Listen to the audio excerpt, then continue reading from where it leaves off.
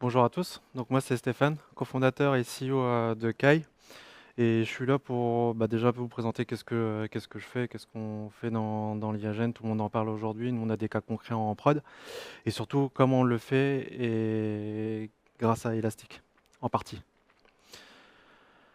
En fait, on va attaquer un problème. Je pense que vous avez déjà tous utilisé de l'IA générative, surtout avec vos documents, et quand vous attaquez sur des grosses bases, vous êtes confronté à deux problèmes en fait, deux énormes problèmes.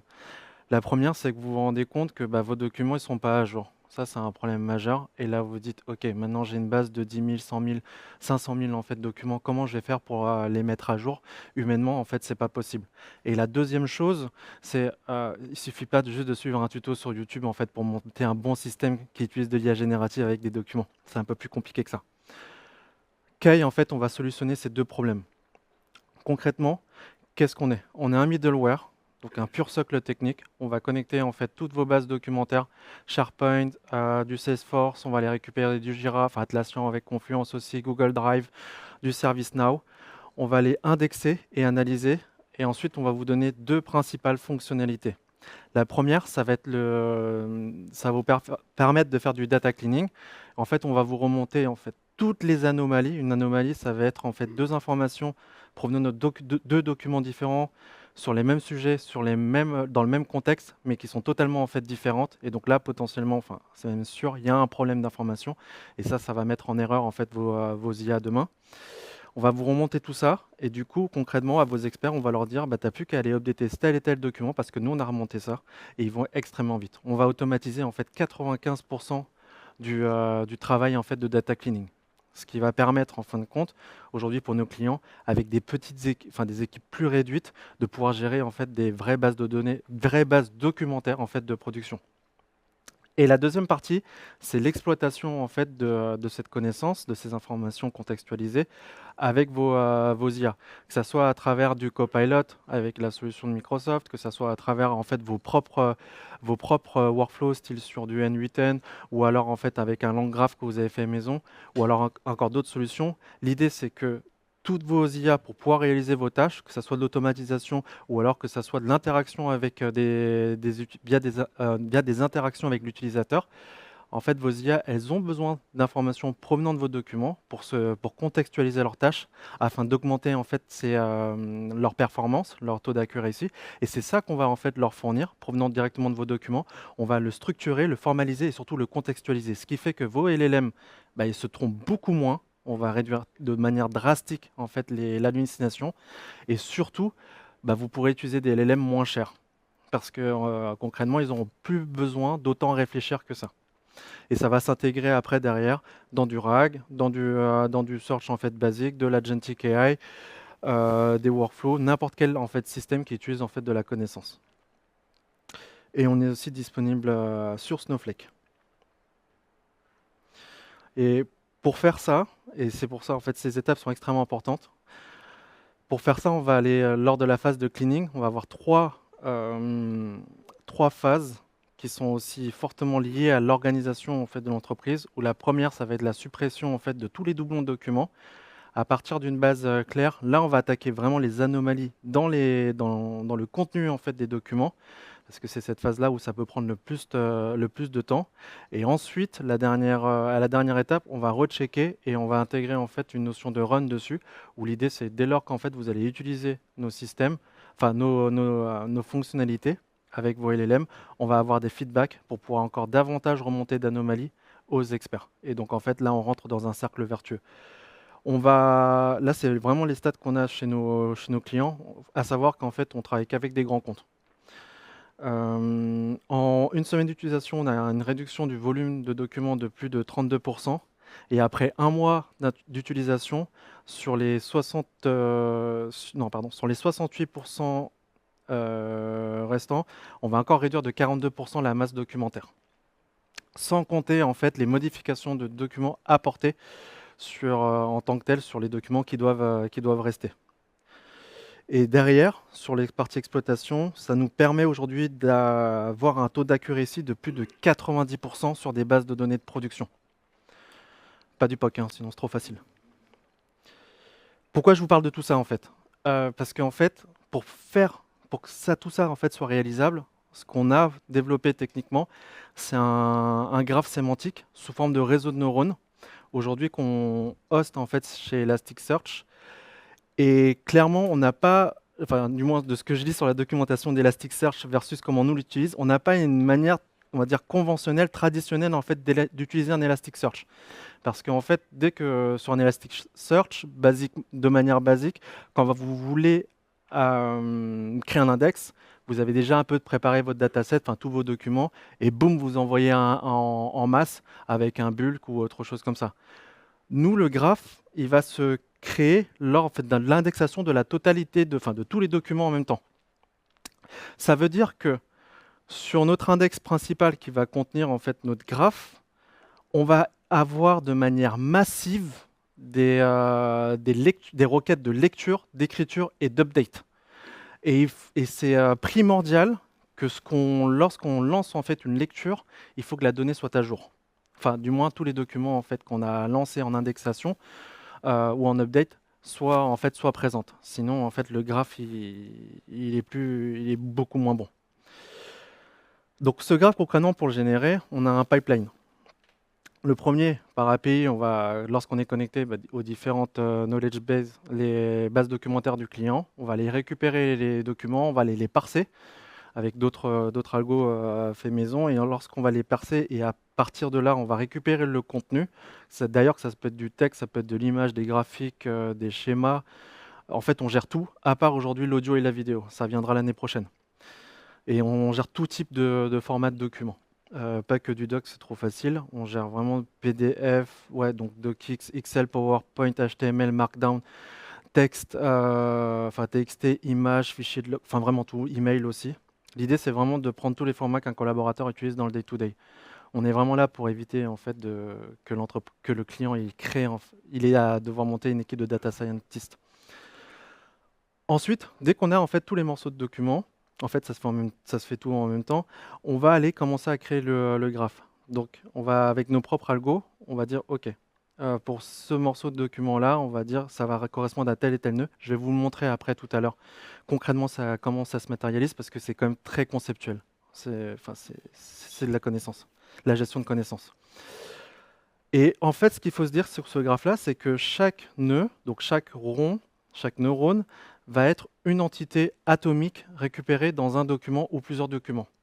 Et chaque edge, donc synapse, qui va connecter du coup deux neurones, ça va être une définition qui va lier en fait les deux entités, les deux nodes, les deux neurones.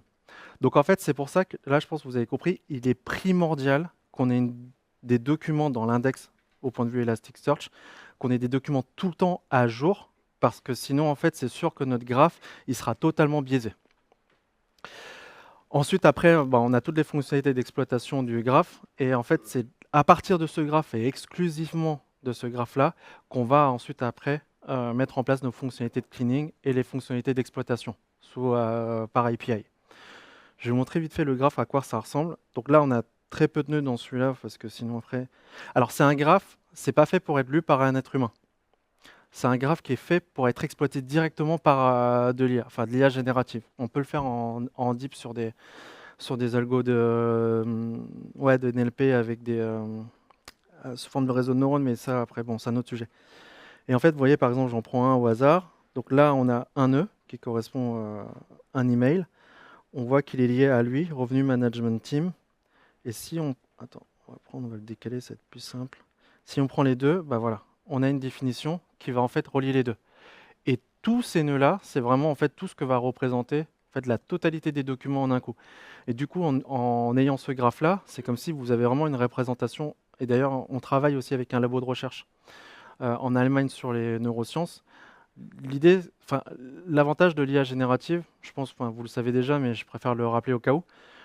L'avantage de l'IA, pourquoi l'IA générative, à quoi elle sert concrètement? Elle sert à vraiment, en fin de compte, à réfléchir sur comment faire les choses. Quand vous lui donnez un contexte, un prompt, Certes, vous attendez le résultat, mais quand vous voulez vraiment l'utiliser à fond, un LLM, ce qui est vraiment intéressant, c'est la thinking part en fait du LLM, où là, en fait, ce que vous voulez avoir, en fait, c'est tout son raisonnement, parce que c'est avec ce raisonnement-là que vous pourrez justement vraiment optimiser demain vos workflows. Et c'est ce qu'on voit concrètement en fait dans l'Agentic AI. L'Agentic AI, un agent, c'est quoi concrètement? Ça va être un LLM auquel vous allez donner un prompt système et qui lui va devoir interagir avec les autres. Et quand il va interagir, c'est qu'il va interagir à la fois sur le résultat, mais surtout sur le raisonnement en fait que ses, on va dire collègues, parce qu'en fin de compte c'est ça, a eu durant les autres tâches. Et après, ça va s'imbriquer de manière hiérarchique ou procéduriale. Ça, c'est un autre sujet. Mais quoi qu'il arrive, l'exploitation en fait d'un graphe, il a été vraiment conçu pour qu'un LLM puisse le lire facilement. Parce que chaque chose sera connectée, il saura très bien le lire pour derrière il va pouvoir exploiter. Donc concrètement, techniquement surtout, quand on produit en fait le graphe, la partie stockage est en quelque sorte, hein, de manière très grossière, mais la partie stockage et ensuite accès à nos nœuds, on le fait directement sur Elastic Cloud. Aujourd'hui en serverless et avant c'était en version hosted. Je vous ferai un comparatif justement. C'est extrêmement important de comprendre, outre les problématiques de coût, toutes les potentielles emmerdes que vous aurez si vous restez en hosted, quand vous commencez à taper un peu fort dessus. Et après, on a nos algos justement qui permet en fait de bien gérer en fait notre graphe. Ouais, bah, du coup, ça, je suis allé direct. Ouais. Donc, bon, je vais rien dire. Quand nous, on utilise en fait l'Elasticsearch, c'est requête massive et surtout en même temps. En même temps, c'est pas on fait une grosse séquence en fait de create, puis après on fait du read. Vraiment, on mélange tout. Read, update, create, c'est vraiment tout le temps en même temps. Et on a une forte obligation d'attendre en fait que tous les updates et create soient effectifs avant de refaire des searches. Ce qui fait qu'en fait, si c'est mal géré, ça peut prendre énormément de temps. Ça va pas péter, mais ça va prendre beaucoup, beaucoup de temps. Et surtout qu'en fait, chacun de nos nœuds est vectorisé. C'est ça qu'on va vectoriser. On ne va pas vectoriser le document, c'est notre graphe qu'on va vectoriser pour justement optimiser la recherche, en fait, le parsing en fait, du graphe. Et c'est là que va intervenir derrière BBQ. Bah justement, voilà. Avant, on utilisait beaucoup les cosine similarity. Il y en a qui sont familiers ou pas avec ça, ou j'explique? Bon, je vais expliquer. On va dire quand les embeddings se sont démocratisés, plutôt, il y a tous les systèmes de base de données, au sens large base de données, qui ont commencé en fait à implémenter des fonctions de recherche sur vecteur, enfin de similarité en fait sur vecteur. Le plus connu, l'algorithme, enfin c'est pas un algorithme, c'est la fonction la plus connue, ça va être la cosine similarity. En fait, c'est par rapport à votre input, je veux récupérer les éléments vectorisés qui sont les plus proches vis-à-vis de l'algorithme d'embedding utilisé. Je dis pas sémantique exprès, hein. La problématique en fait que vous allez avoir, et enfin nous ce qu'on a vu en fait c'est avec le cosine similarity, c'est qu'au début quand on n'a pas beaucoup de documents dans l'index, je sais pas, quand on parle de 40, 50 000 documents, en vrai ça va. On a des temps de latence on voit que ça commence à monter, mais c'est encore gérable. Quand on a commencé à avoir des graphes qui dépassaient enfin des index qui dépassaient les 300 000 lignes, 300 000 lignes, vu en plus la complexité, ça je l'abordais plutôt après, bah, on a vu que là la latence commençait vraiment à exploser. Et au-delà de ça, et ça c'est couplé parce qu'on était en hosted, on a vu qu'en fait on arrivait sur des bottlenecks. On a saturé en fait le CPU, et là en fait le CPU il était totalement mort. Nous, nos apps du coup, hop, elles sont coupées, enfin du moins elles sont en stand-by. Et le seul moyen de débloquer ça, c'était de update en fait, enfin de upgrade le CPU, RAM et storage en fait du hosted. Ce qui est chiant parce qu'en fait, je ne sais pas si en hosted vous êtes familier avec ça, mais en fait quand vous upgrade, vous savez quoi, que vous allez faire x2 direct. C'est ça la règle. Ce qui est logique en soi, mais à un moment, bon, bah, ça coûte cher quoi. Ça coûte même très très cher comparé en fait au serverless. Je vais arriver après. Donc du coup, le BBQ, la façon dont on l'a compris, hein. Après, si vous voulez des détails techniques, demandez à David, c'est lui qui connaît mieux. Mais en fait, BBQ, c'est comme s'il avait recréé un index par-dessus en fait le HSN, ouais, HSNW. Et l'idée en fait, ça va pas être de enfin si, ça va toujours être de récupérer les nœuds autour, sauf que au lieu de faire une recherche sur la totalité de la table, il va rechercher en fait sur un échantillon. Et à partir de de cet échantillon-là, il va récupérer encore ce qui est autour. Ce qui fait que en fait, vous gardez cette approximation. Elle n'est pas totalement juste, mais elle est déjà très très performante. Honnêtement, nous, on a calculé par rapport à notre usage, on a perdu, sur cette partie-là, on a perdu juste 3% d'accuracy, ce qui est largement satisfaisant versus en fait le compute qui arrête d'exploser. Et en fin de compte, on a une application qui est beaucoup plus stable. Euh, on a fait ces optimisations, enfin on est passé sur BBQ et on est passé en même temps sur serverless pour deux choses, hein. Les coûts, la première chose c'est clairement les coûts, mais le plus important en fait c'était le casse-tête de devoir relancer les choses, de toujours devoir surveiller en fait quand on lançait de nouvelles instances pour des clients, parce que potentiellement à n'importe quel moment ça pouvait péter. Et donc en fait on s'est dit bon, ce serait plus sympa d'avoir la tête tranquille et de laisser gérer ça, donc on a testé rapidement serverless. Et franchement, hyper convaincu. Et BBQ aussi, hyper convaincu. Par rapport à notre usage, en tout cas. Et donc, du coup, là, j'attaque sur la partie hosted et serverless. Donc, pricing.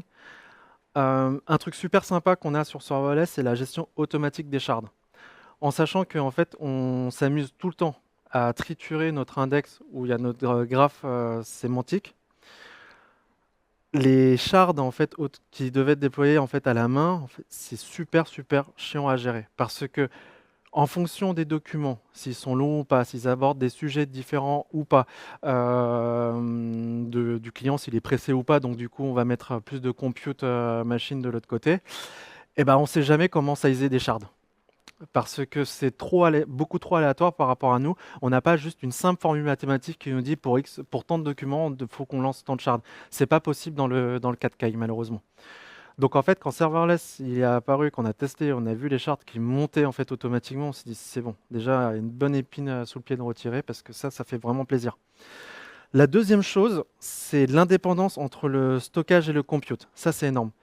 Dans le sens où doublement énorme sur la nouvelle architecture qu'ils ont mise sur la partie serverless avec la séparation du stockage des vecteurs. Parce que du coup, le storage il diminue. Mais en fin de compte, nous, nos index, ils ne sont pas si gros que ça en termes de taille. Ça va jamais dépasser, du moins sur les clients qu'on a aujourd'hui, ça dépasse jamais du 400-500 gigas. Par contre, en termes de compute, on a besoin d'énormément de compute. Et quand on était en hosted, eh ben, pour avoir plus de compute, on était obligé de tout monter d'un coup, y compris le storage, et en fait, ça servait strictement à rien. Et la problématique aussi qu'on avait observé, c'est que plus le storage de base il était grand, et plus ça allait prendre de temps en fait pour mettre une nouvelle version en place. Donc en fait, c'est du temps de perdu pour le client, du temps de perdu pour tout le monde en fin de compte. Et pour ça, tout ça pour payer plus cher en fin de compte. Donc quand en fait ils avaient fait côté élastique, ils avaient fait la séparation entre le compute et le storage, là c'était vraiment nickel. En fait, pour visualiser, on se retrouve un peu sur la même chose qu'on voit sur un Snowflake ou un Databricks, avec une séparation entre le storage et le compute, ce qui permet vraiment d'optimiser en fait l'utilisation. Et surtout de faire une séparation beaucoup plus forte et de manière beaucoup plus sécure, à la fois en termes de rétention de données, mais aussi en termes de data security pour la gestion en fait des chartes. Même si en fin de compte, dans le cas d'Elastic Cloud Serverless, on ne le voit pas ça. Et en vrai, c'est pas plus mal. Et sur la gestion des pics. Alors chez nous, sur la version hosted, dû à notre particularité, enfin à la façon dont on utilisait Elasticsearch, en fait, quand il fallait que ça autoscale, ça autoscalait jamais en automatique. Et on avait un temps lors des pics, sauf que nous, un pic, c'est pas un pic juste de 5 minutes, hein. C'est un pic qui peut durer facilement 36 heures. Où là, on va bourriner. Ouais, on a envoyé quand même sur Elastic. Et on avait parfois des temps moyens enfin même souvent des temps moyens de requête de 45 secondes et parfois même plusieurs minutes. Et la problématique, c'est que quand on a ces temps-là, souvent, et on utilise plus le SDK côté client, et en fait, on se mangeait un timeout. Et donc, on perdait en fait le fil. Et là, c'est mort, faut recommencer. Donc vraiment, vraiment chiant à gérer. Sur la version serverless, avec les vCPU, on n'a plus trop cette problématique. Enfin, elle est beaucoup plus réduite. Aujourd'hui, au maximum, vraiment au maximum, on a des temps moyens qui vont être de 14 secondes. Et même si parfois il y a des très gros pics, et là on est en shutdown, c'est pas grave. Le client, en fait, on le coupe et en fait on le relance automatiquement avec la même requête. On a des systèmes de session du coup côté code pour gérer ça, mais l'avantage, c'est que comme en fait il y a une vraie séparation, enfin c'est pas du stateful, donc ça veut dire que en fait les nouvelles requêtes vont être prises en charge par un autre CPU qui lui sera clean. Donc en fait, vous pouvez avoir des vCPU qui sont down. En fait, on s'en fout parce que les nouvelles requêtes, elles vont pointer sur le nouveau. Ce qui fait que vous avez une continuité de service. Et après, bah, c'est Elastic et son flow, je pense, de gestion des computes après qui gèrent entre eux, enfin qui se gèrent en interne. Mais on n'a plus besoin de gérer ça. Concrètement, aujourd'hui sur serverless, j'ai clairement, quand je lance des instances en production, j'ai plus besoin de regarder la partie Elastic Cloud. Là, ça tourne. Alors, par contre, ouais, je l'ai mis après. Donc, pour résumer, ce qui est trop cool, serverless, déjà réduction de plus de 80% de la facture. Donc, global, tout client chez nous. Donc ça, c'est vraiment ce qu'on a observé. Ça fait... Tu sais depuis quand on est sur serverless? Je m'en souviens plus. Ouais, ouais, un truc. Je crois qu'on est quasiment dès le début, on a tapé. Donc ça fait 6 mois d'utilisation. Avant, on était à peu près aussi 6 mois, voire peut-être un peu plus sur du hosted. Donc on a maintenant des plutôt bonnes métriques, surtout que maintenant, heureusement, hein, la boîte elle se développe, donc on charge beaucoup plus les élastiques. Bah, pour autant, ça tient beaucoup mieux. Le combo serverless et BBQ, on a du coup une réduction du taux d'erreur du pipeline de plus de 45%. Déjà, il y a un truc qui est cool, on n'a plus besoin de redémarrer les machines à cause d'Elasticsearch. Ça c'est fini parce que voilà, on a implémenté des routines et le simple fait que bah, quand on sait que les requêtes qui ont, qui ont raté, elles vont être reprises par des nouveaux CPU lorsqu'on va le relancer avec une nouvelle session, en fait, c'est tranquille. Ça, c'est vraiment, vraiment pratique. Il y a aussi bah, du coup beaucoup moins de travail sur la surveillance de l'état et de l'instance en fait des Elasticsearch. Et surtout, réduction drastique, mais vraiment drastique, du temps de requête sur des index pardon, où les nœuds dépassent les 100K documents. En sachant que, alors nous, pour vous donner un ordre d'idée, donc chaque document, il va à minima avoir un vecteur, et ce vecteur-là, c'est un vecteur à 1436 dimensions. On utilise, sur la version SaaS, on utilise ADA 2 de chez OpenAI. Enfin, Azure OpenAI, c'est pareil. Là, par contre, et je pense que ça va arriver. Enfin, on m'a dit que ça va arriver, mais il faut quand même le noter. Donc, ce qui est amélioré, c'est qu'il n'y a pas encore les sauvegardes journalières. Ça veut dire que même si sur le S3 c'est redondant, donc ça, il n'y a pas de problématique. Mais quand vous êtes en hosted aujourd'hui, vous dites ah merde, j'ai fait de la merde sur mon index, je veux revenir sur la version d'il y a 30 minutes, vous pouvez le faire. Sur la version serverless, vous ne pouvez pas encore le faire. Donc nous, aujourd'hui, on est obligé d'implémenter en fait un système de rollback avec des sauvegardes régulières. Donc ça, on le fait en soi. Après, bon, c'est super facile, mais la seule particularité, quand vous faites ça et que vous avez des vecteurs, faites gaffe à un truc, c'est que en fonction de comment vous avez paramétré votre index au niveau du vecteur, quand vous allez récupérer la donnée, vous n'allez pas voir le vecteur. Pas forcément voir le vecteur. Ce qui est super cool pour de l'optimisation en fait sur des requêtes et même sur l'ingestion. Sur la création des shards et de ça, enfin, qu'est-ce qui se passe en interne. Par contre, si demain, bah, vous mettrez aussi en place un système de sauvegarde journalière, il faut vraiment prévoir ce cas-là parce que bah, là, du coup, vous aurez que des documents sans vecteur, il va falloir les régénérer. Et bah, si vous utilisez du OpenAI ou d'ailleurs un autre, hein, bah, vous allez payer. Voilà. Pensez à mettre le search boost en high availability. En vrai, on a comparé que ce soit high availability, le middle, je ne sais plus comment il s'appelle, ou le on-demand qui est le plus faible. Niveau pricing, ça change quasiment rien. C'est juste concrètement le nombre de vCPU qui vont être préchargés en fonction du nombre de requêtes moyens que vous envoyez sur une petite période.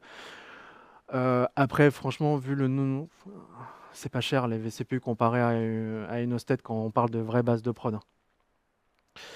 Et ce qui est cool, c'est il y a vraiment la différence entre les vCPU, enfin, la différence entre des vCPU d'ingestion et les vCPU de search. Ce qui fait, c'est que du coup, même si vous bourrinez beaucoup, vous serez toujours sur des petits prix. Le plus important, en fait, c'est de surveiller ceux qui font de l'ingestion. Mais en général, ça se fait à un moment, ça se fait pas tout le temps en continu pendant la durée de vie de votre projet. Un point extrêmement important, mais ça, c'est parce que en fait, je pense que ça, c'est clairement nous. Enfin, je connais personne qui fait ça comme ça. Mais d'ailleurs, je pense que c'est pour ça qu'on a aussi d'aussi bonnes performances comparé à ce qu'on voit, enfin, du moins à ce que nous disent nos clients. Avec BBQ, c'est très difficile de faire des requêtes composées à base de calcul vecteur. Alors qu'avant, en fait, vous avez votre fonction de search. Vous pouvez faire du causing sur différents vecteurs, ajouter en fait des systèmes de pondération que vous gérez vous-même ou plein d'autres choses. Bon, par contre, ça fait des requêtes un peu énervées en termes en termes de compute, mais on pouvait aller vraiment très loin dans la custo. Là, on peut plus. Sur BBQ, quand vous faites une recherche sur BBQ, vous devez respecter l'implémentation en fait d'Elasticsearch. Ce qui veut dire que l'idée, en fait, c'est que BBQ va vous faire un travail de pré-filtre. Vous allez récupérer un gros ensemble. Imaginons, vous devez récupérer 5, allez, au max 10 lignes. Là, vous en récupérez une centaine avec BBQ. Et sur les 100, vous faites en fait directement la recherche un peu plus poussée en local. Sur 100 documents, ça va toujours super vite, surtout sur du calcul vectoriel en Python seulement. Non, quoi que Rust maintenant, ça envoie du lourd aussi dessus.